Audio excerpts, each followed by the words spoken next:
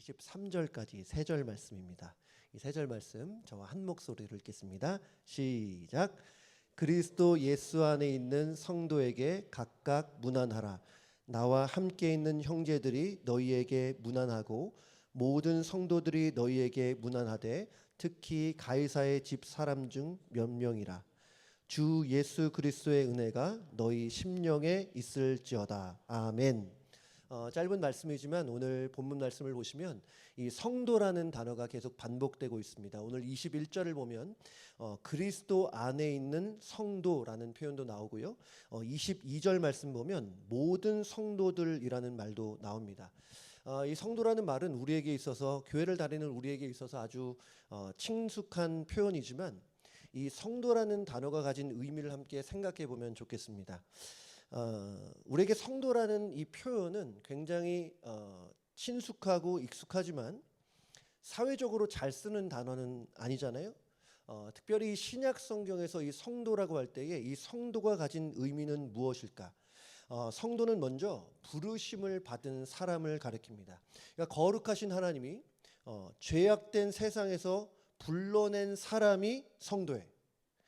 성경에 따르면 모든 사람은 죄와 허물 가운데 태어났다고 말합니다. 그리고 우리가 사는 세상도 예수님의 진단에 따르면 악하고 음란하다 그래요. 굉장히 부정적이죠. 또한 요한일서 말씀에 보더라도 세상에 있는 모든 것들이 육신의 정욕과 안목의 정욕과 이생의 자랑이라고 말할 정도입니다. 그런 곳에서 은혜가 풍성하신 하나님이 선택하시고 만나주시고 은혜로 사로잡아서 세상으로부터 불러낸 사람이 누구라고요? 성도라는 것입니다. 세상으로부터 불러내왔다는 것은 그렇다고 수도원에 들어갔다는 의미도 아닐 것이고 또 불교처럼 산으로 들어가는 의미도 아닐 겁니다. 여전히 이 땅에 두 발을 딛고 있어요. 세상 사람처럼 똑같이 공부하고 똑같이 일하고 똑같은 자리에 있지만 이전과는 전혀 다른 가치관과 이전과는 전혀 다른 목적을 가지고 살게 됩니다. 평소에 사는 모습은 겉으로 볼 때는 비슷해 보일 수 있지만 속 사람이 전혀 달라져요. 하나님께서 이렇게 세상으로부터 불러낸 사람은 거룩하게 살고자 하는 열망이 그 안에서 일어납니다. 그러니까 죄 짓는 것이 이전처럼 편하지 않아요. 나를 불러주신 하나님을 생각하고 그 은혜를 기억하면서 거룩하게 살아가고 싶어집니다. 이 사람이 성도예요. 하나님의 부르심을 입고 이 세대를 본받지 않고 거룩하게 살아가려는 사람. 여러분, 하나님께서 여러분을 그렇게 성도로 불러주신 줄로 믿습니다. 성도에게 얼마나 많은 은혜의 약속들이 주어져 있는지 몰라요? 우리가 성도면 구원은 개런티예요. 구원은 보장입니다. 한 번 얻은 구원을 잃어버릴 수 없어요. 그러면 구원을 잃어버릴 수 없으니 어차피 천국은 갈 수 있으니까 막 살아도 된다? 그렇지 않습니다. 진정으로 구원받은 성도는, 진정으로 구원을 받은 성도는 마음속에 하나님을 기쁘시게 하고자 하는 열망이 일어나요. 죄 짓는 것이 이전처럼 편하지 않습니다. 근데 만약에 죄를 짓는 것이 너무나 편하고 너무나 즐겁고 그리고 하나님을 떠나 있으면 여러분, 그는 구원을 얻었다가 이런 것이 아니라 사실은 처음부터 구원을 받지 못한 거예요. 그러니까 우리가 인격적으로 예수님을 만나고 그래서 우리의 가치관이 달라지고 예수를 나의 구주와 주님으로 영접한 사람, 그 사람은 이미 구원을 받았지만 구원받은 이후에 우리의 마음은 거룩을 향한 열망으로 가득 채워진다는 거예요. 어쨌든 구원받은 성도는 구원을 잃어버릴 수 없습니다. 천국이 보장되어 있어요. 그것뿐만 아니라 이 땅에 사는 우리에게도 수많은 축복이 약속되어져 있다. 하나님이 언제나 우리와 함께 하신다는 약속, 기도 응답의 약속도 있고 도와주시라, 힘주시리라, 걱정하지 말라, 두려워하지 말라, 내가 피할 길을 내리라, 나의 의로운 오른손으로 너희를 붙들어 주시리라. 여러분, 이런 약속들이 우리에게 주어져 있다는 거예요. 그래서 성도로 살아가는 사람은 과거를 생각할 때, 내가 이제까지 살아온 삶의 궤적들을 기억해 볼 때에 이제까지 지내온 것이 주의 크신 은혜라. 여러분, 그렇게 고백해야 될 줄로 믿습니다. 참 신기한 것 같아요. 은혜라는 것이 우리 눈에 보이는 것은 아니잖아요. 하나님의 약속이 실제가 되기까지는 시간이 필요합니다. 우리는 어떻게 눈에 보이지 않고 직접적으로 경험하지 못하는 것들을 어떻게 그렇게 확신할 수 있을까? 따지고 보면 논리적으로, 이성적으로 우리의 믿음은 설명하기 참 어렵습니다. 여러분, 우리의 눈으로 하나님이 세상을 창조하신 것 본 적 있습니까? 예수라는 분이 2000년 전에 오셨다는 것 우리 들었지만 실제 보진 않았어요. 예수님이 십자가에 달리시고 우리를 위해 사흘 만에 부활하신 사실에 대해서 우리가 직접적으로 목격한 적은 없습니다. 그리고 예수의 증인으로 살아가라 하는데 예수님과 손 한 번 잡은 적이 없어요? 여러분, 우리는 세상의 시선으로 보면 너무나 불확실한 것들을 확신하며 살고 있습니다. 이상하죠? 어떻게 직접 보고 들은 것도 아닌데 이렇게 확신 가지고 거기에 자신의 시간과 물질과 삶을 들일 수 있나? 세상에서 볼 때에 이렇게 예배의 자리에 나와 있는 것은 왜 저러나? 왜 시간 낭비하나? 이렇게 여겨질 수 있지 않겠습니까? 교회에서 이렇게 사역을 하는 것 보고 저렇게 어리석게 참 보일 수 있는 거예요. 그러나 우리는 참 감사하게도 예수님이 믿어진다는 거. 두 눈으로 십자가를 보진 않았지만 예수님이 나를 사랑하셔서 나의 죄를 지시기 위해서 십자가에 지셨다는 그 사실이 나에게 실제가 되는 거예요. 그래서 예수님을 위해 사는 것이 전혀 낭비같이 여겨지지 않습니다. 주님을 예배하고 싶어져요. 어떻게 하면 주님을 위해 살아갈까? 그게 우리의 고민이 되기도 합니다. 어떻게 그것이 가능합니까? 하나님이 우리를 성도로 불러주셨기 때문에 가능한 줄로 믿습니다. 악한 세상에서 우리를 불러내어 우리를 구별해 주셨기 때문에 우리 안에서 예수님이 믿어지는 거예요. 근데 왜 하나님이 나를 불러주셨을까? 그런 생각들 해보시잖아요. 내가 뭘 잘해서, 내가 뭘 뛰어나서 하나님이 나를 불러주신 것은 아닌 것 같은데, 남보다 성품이 좀 좋아서 그런가? 뭐 그런 생각 가끔 할 수 있지만 그것도 아닌 것 같잖아요. 여러분, 하나님께서 어떤 사람들을 불러서 성도가 되게 하실까요?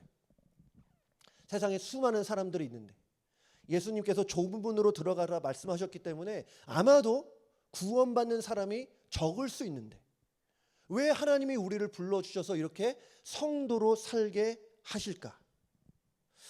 오늘 본문에 보면 이 사도 바울이 말하기를 나와 함께 있는 형제들이 이 빌립보 성도들 너희들에게 문안한다고 말합니다.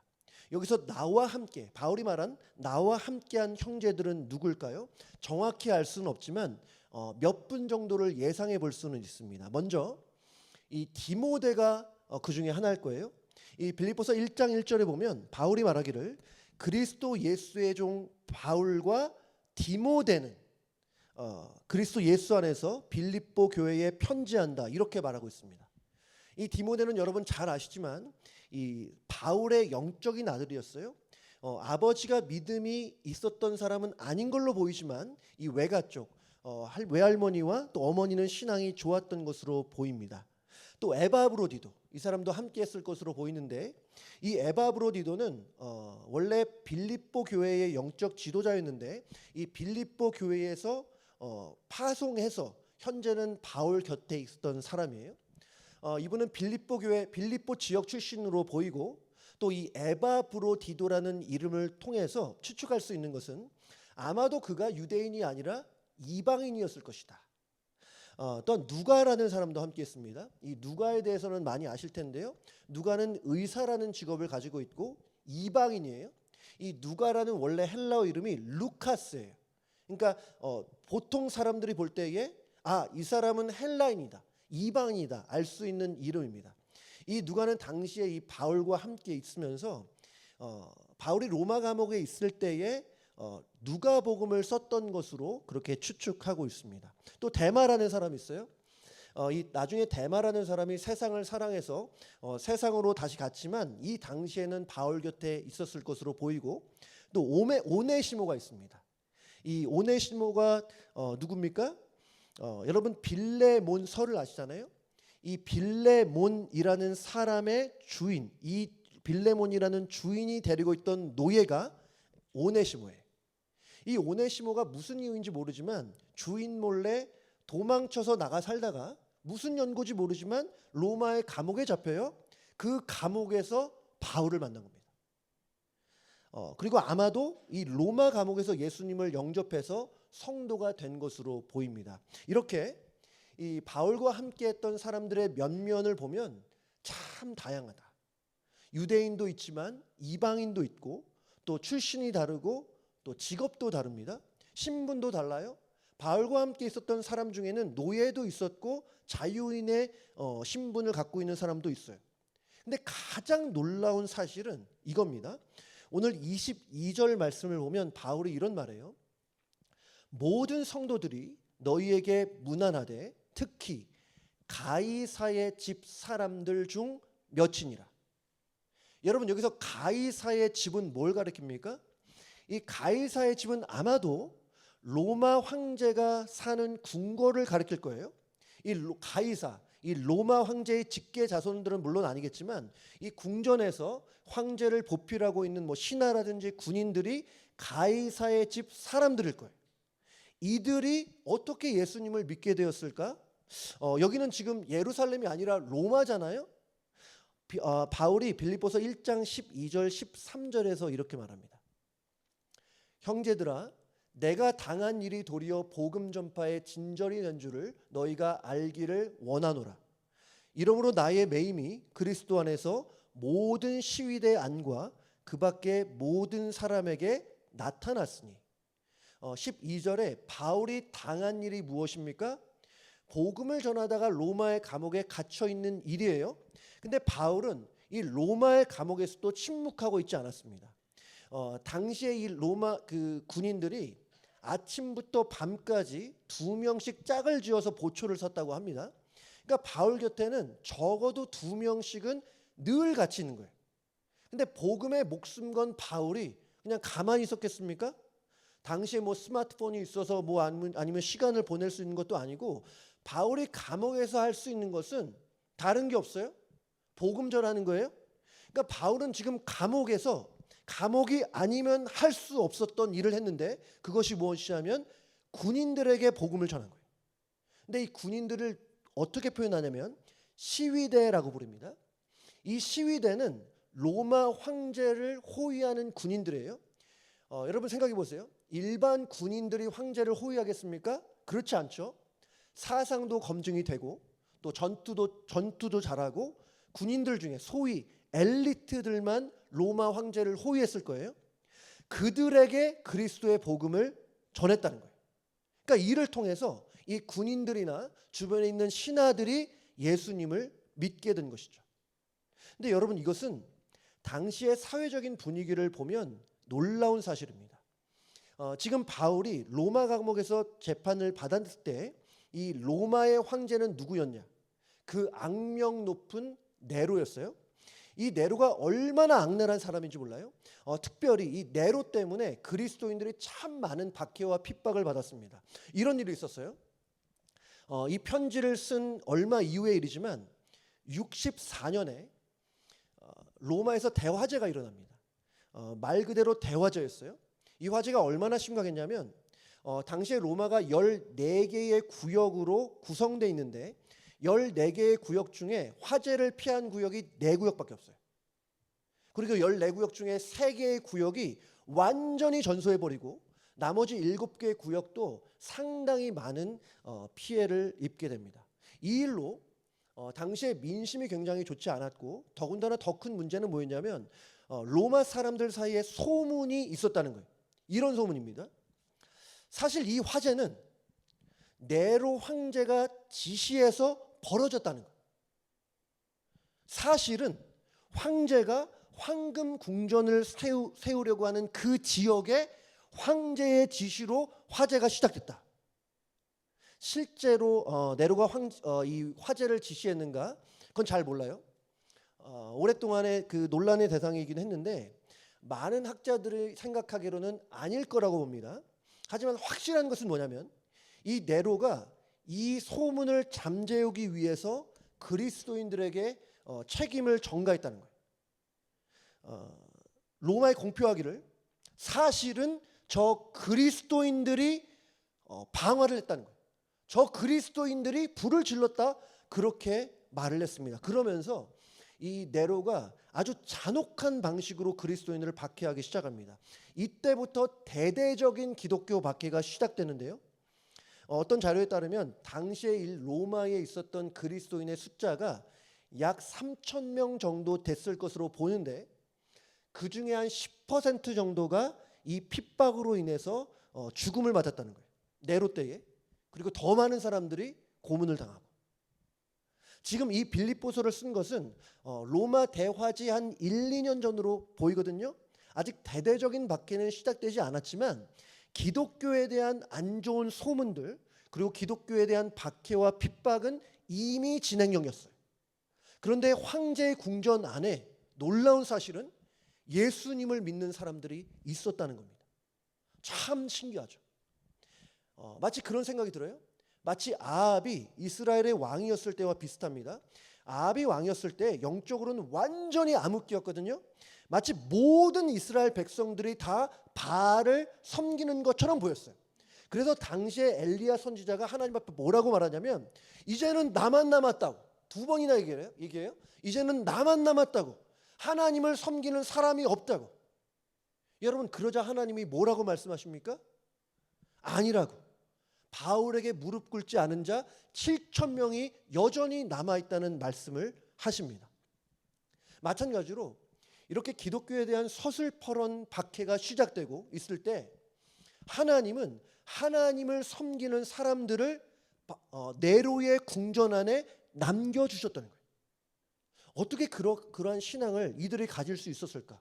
여러분, 신앙이 있다는 것이 발각되면 재산이 몰수되고 고문당할 수 있고 사자의 밥이 될 수도 있습니다. 신앙 갖기에는 너무나 어려운 환경이에요. 이 바울이 가이사의 집 사람들 중에 이렇게 성도가 있다는 것을 간접적으로 보여주고 있는 거예요. 저는 이 부분을 묵상하면서 예전에 제가 만났던 한 자매가 생각이 났습니다. 전에 말씀드린 적이 있는데 2005년도에 제가 중국 서북 쪽에 있는 파미르 고원에 단기 선교를 간 일이 있었습니다. 한 3주 정도 갔었는데요. 이 고원이 상당히 높아요. 제가 이번에 찾아보니까 우리 가까이 있는 이 빅베어가 정상이 한 7,000피트 정도 되는데, 이 파미르 고원의 그 정상은 24,000피트 정도 된다고 해요. 거기가 뭐 제가 꼭대기까지 간 것은 아니지만 그때 처음 경험해 봤습니다. 고지로 올라가니까 이 산소 분압이 떨어진다고 해요. 그러니까 조금만 걸어도 숨이 막 가빠워요. 이 머리가 아프고, 젊은 그 청년들이었는데도 머리가 아프고, 저희가 가이드한테 듣기로는 절대 뛰면 안 된대요. 뛰면 안 된대요. 날씨도 얼마나 추운지, 제가 그때 이미 이제 군 제대하고 몇 년이 지난 후인데 군대에서도 경험하지 못한 추위, 얼마나 추웠는지 이 허름한 그 여관에서 계속 못 씻으니까 한 번은 어떤 여자 후배가 이렇게 머리를 감았어요. 그리고 아침에 이제 큐티를 하려고 모였는데 머리가 얼어 있어요. 그 정도로 추웠습니다. 그곳에는 당시 기준으로 이 타직 쪽, 이 타지키스탄 있죠? 이 타직 쪽, 여러분이 생각하는 그 중국의 한족이 아니고 이 타직 쪽에 한 3만 명 정도 살았는데, 저희가 가기 전에 조사를 참 많이 했습니다. 기록에 보니까 99.7%가 이슬람교예요. 뭐 당연히 기독교 역사도 없고 복음이 전파됐다는 기록도 없고 뭐 선교사가 갔다는 기록도 전혀 찾을 수가 없었어요. 한국에서 있는 자료, 뭐 미국에 있는 자료 다 찾아봤는데 자료가 전혀 없어요. 근데 거기서 놀랍게도 믿는 사람 한 사람을 만났습니다. 이 아킴 술탄이라고 하는 자매였는데요. 신기하게도 이 영어를 하더라고요. 그 시골 동네에서, 그 외진 동네에서 어떻게 그렇게 영어를 하나? 참 신기하고 있는데, 알고 보니까 10년 전에 한 미국인 선교사님이 3년 여기서 사역을 하다가 그곳을 떠났는데 열매가 이 자매 한 명이었던 거예요. 너무 신기했어요. 모두가 이슬람교, 그러니까 무슬림인 지역에서, 그래서 이 자매가 가족에게도 10년 동안 신앙을 숨겼다는 거예요. 어떻게 신앙생활을 합니까? 제가 물어보니까 집에 성경책이 숨겨져 있대요. 아무도 없을 때, 집에 아무도 없을 때 10분 정도 성경을 본다는 거예요. 주변에 교회도 없고 예배 드릴 수 있는 곳도 없고 어렸을 때 신앙생활을 한 것도 아니고 목사님도 없고 믿는 사람도 없고 자신의 믿음을 드러내 볼 수 있는 기회조차 없는 곳에서 10년 동안 신앙생활을 했다는 거예요. 저 그 자매와 이렇게 개인적으로 교제를 하면서 참 좋았지만 감사했지만 한편으로는 마음이 참 아팠습니다. 10년 동안 신앙을 지킨다는 그것이 얼마나 힘들었을까. 제가 그 단기 선교팀과 함께 갔던 그 선교사님이 근데 그런 말씀을 저에게 하시더라고요. 이렇게 신앙생활하는 것 자체가 하나님의 은혜라고. 여러분 그렇습니다. 이렇게 신앙생활하기 너무나 어려운 환경이지만 하나님께서 그 자매를 사랑하시고 택하시고 불러주셔서 하나님을 믿는 성도가 된 것이에요. 이 가이사의 집안에 있는 사람들도 여러분 비슷하지 않을까 싶습니다. 믿음이 없는 로마에서 드러내놓고 신앙생활할 수 없는 곳에서 하나님이 불러내서 성도가 됐어요. 근데 참 아이러니하게도 반대인 경우도 있습니다. 누가 보더라도 성도가 될 수 있는 환경과 여건이 주어져 있는데 하나님을 떠나고 그리스도의 진리를 반대하는 사람들이 있어요. 여러분 이 사람이 누군지 한번 맞춰보세요. 이 사람의 어머니는 교회를 다녔습니다. 근데 기록에 따르면 이 사람의 어머니가 교회에서 예배를 드리다가 꾸벅꾸벅 졸았다는 기록이 있는 것으로 봐서 어머니의 신앙이 그렇게 좋지는 않았던 것으로 보여요. 하지만 이 사람의 외가 쪽에는 예수님을 잘 믿는 사람들이 많았다고 해요. 외할아버지부터 교회의 장로였고 또 이 사람의 외삼촌은 목사였습니다. 강진석이라는 목사였어요. 그리고 손정도라는 목사님이 계신데 이 목사님이 이 사람을 어렸을 때부터 정말 사랑해주고 어릴 때부터 친자식처럼 이렇게 돌봐줬다고 해요. 그리고 이 사람이 나중에 커가지고 문제가 있어서 감옥에 갔을 때도 이 손정도 목사님이 돈을 내줘서 그를 석방시켜줄 정도였다고 합니다. 그리고 이 손 목사님의 그 자녀들과 이 사람이 어릴 적부터 형제처럼 같이 지냈어요. 그러니까 이 사람은 주변에 그리스도인들이 참 많았기 때문에 예수님을 영접할 기회가 많았습니다. 하지만 끝내는 예수님을 영접하지 않고 성도가 되지 못했어요. 이 사람 누군지 아십니까? 여러분 다 아시는 사람이에요. 김일성이에요. 김일성. 이 사람은 기독교와 정반대로 갔죠. 여러분 기독교에서는 예수 그리스도를 주님과 주인으로 고백하지만 여러분 주체사당은 뭐예요? 사람이 주인 됐다는 게 주체사당 아니겠습니까? 여러분 어쨌든 이렇게 보면 참 믿음이라는 것은 신비하다.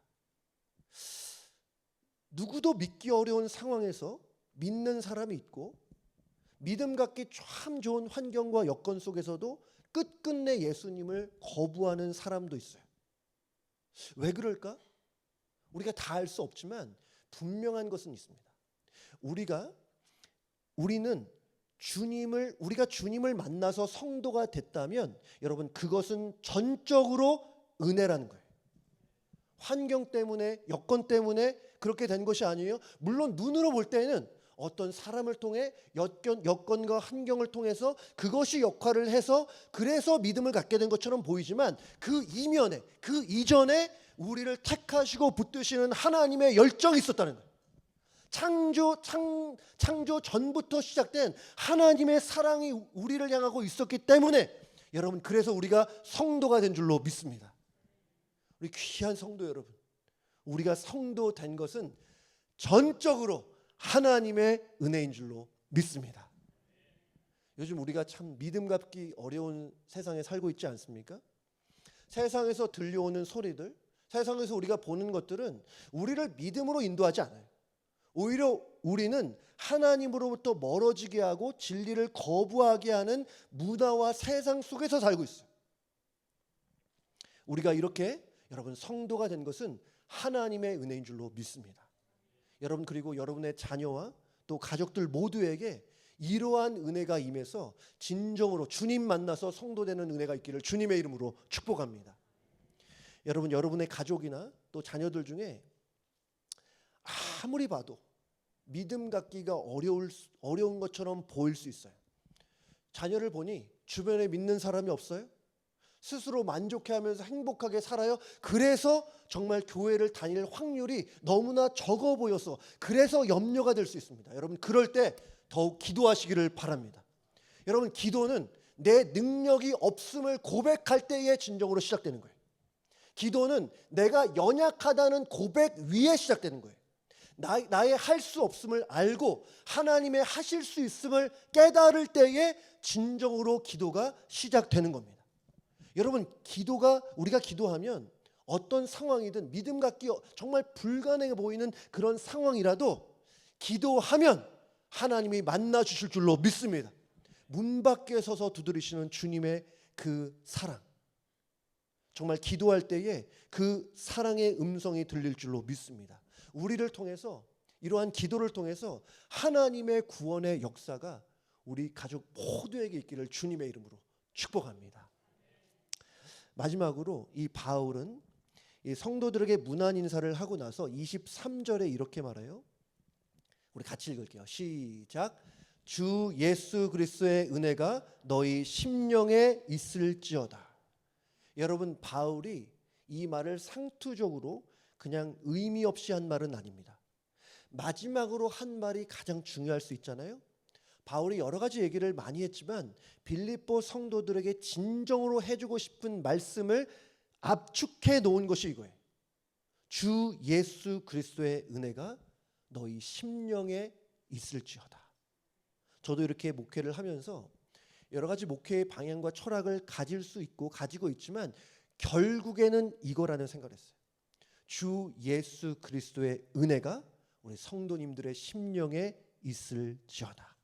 여러분, 그렇게 되기 원하시면 아멘. 아멘.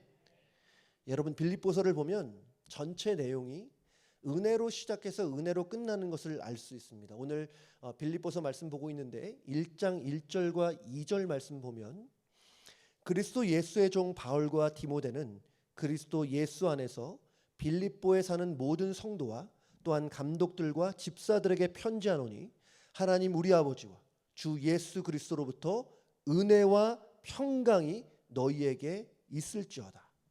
이 빌립보서라는 편지를 은혜로 시작해서 오늘 마지막 말씀이 주 예수 그리스도의 은혜가 너희 심령에 있을지어다. 은혜로 마치고 있어요. 여러분, 이와 마찬가지로 우리 성도의 삶은 은혜로 시작하고 은혜로 마친다고 해도 과언이 아닙니다.